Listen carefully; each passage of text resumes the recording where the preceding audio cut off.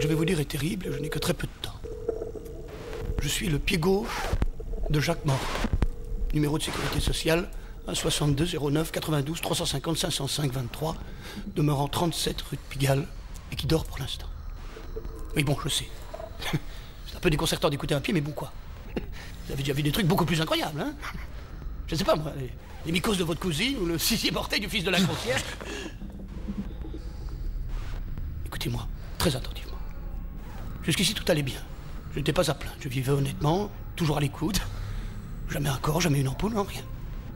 Mais l'autre dimanche, ma vie a basculé.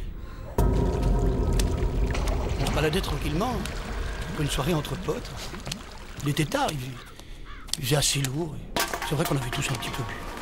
Bon bref, j'ai déjà depuis un moment. Lorsqu'au milieu de nulle part, j'aperçois 2 collègues. Plutôt mignonnes, hein, en escarpins italiens, magenta. Des italiennes, vraisemblablement. J'établis le contact. Je me rapproche. Mon pote de droite, il suit gentiment le mouvement. Bon, faut dire que ça n'a jamais été un cadre avec les poules. Non, il est plutôt du genre replié sur lui-même, le pauvre gamin. Pour revenir aux mignonnes, elles avaient l'air plutôt consentantes. Bon, c'est vrai que j'ai toujours eu le chic pour les mettre à l'aise, moi, les frangines. Donc là, tout à coup, subitement, elles reculent.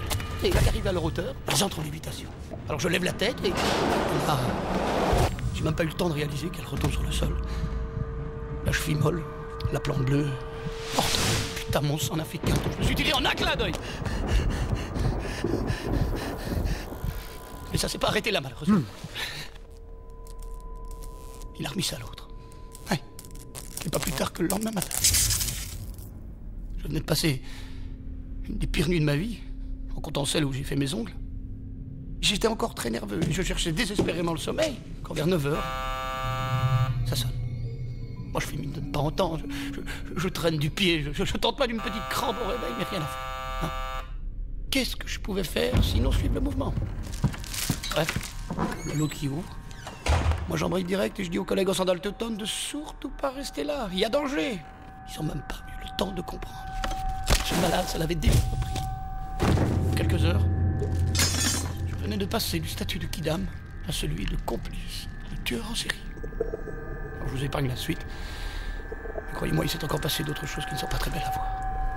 Alors, qui que vous soyez, je vous en conjure, je vous en supplie, aidez-moi. Empêchez-le de recommencer, je suis à bout. Je suis à bout. En plus, je suis sûr qu'il se doute de quelque chose. Ce matin, il m'a coupé l'orteil avec une pince à moule. Vous avez vu l'orteil qu'il m'a fait? Je sais qu'il a fait exprès. Je l'ai même vu esquisser un sourire. Et le pire, c'est que mon frangin de droite... J'en supplie, j'ai peur. Faites quelque chose, ce type est un malade, il est capable du pire. Pitié, ne tirez pas, je vous en supplie.